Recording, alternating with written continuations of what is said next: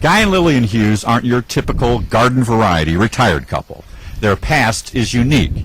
They've sown different seeds. They were once a part of something really big, the biggest attraction in the world, but it didn't make them rich. Now for extra money, Guy hops on a riding mower and cuts the grass at cemeteries.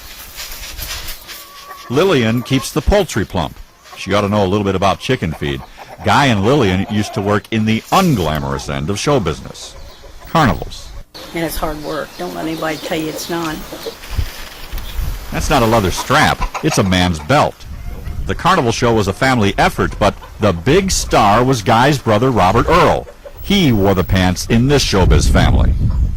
This is my brother's belt, Robert Earl Hughes' belt. How big is it? 120 inches long. He's 110 inches around his waist. That was a little longer than it sticks out about 10 inches. 120 inches? That's 10 feet. Guy's brother, Robert Earl Hughes, was 6 feet tall and 10 feet around. It made Robert Earl the world's most prodigiously pounded human ever, the world's fattest man. They said when he was 6 months old he had whooping cough, and it ruptured the thyroid gland. And after he was 6 months old, he went to gaining. He kept gaining, and he never stopped. 400, 500, 600 pounds and counting. Word spread about Robert Earl's massive bulk. It was hard to hide. It was harder to believe. So people from all over came to Fishhook to see him in person. A lot of people always thought it would be bad because he'd gawking at him and things, but Robert didn't think that. Robert enjoyed company because that's the only way he could have people to come and see him. Robert Earl was a natural wonder. He began making appearances at stores in Hannibal and Pittsfield. He sold autographs and pictures.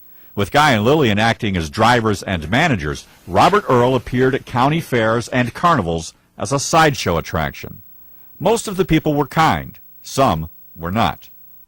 When we really went on the road, we built this van so people couldn't get to him because there's lots of, I'd call them smart alecks, they was burning with their cigarette to see whether he was real or not.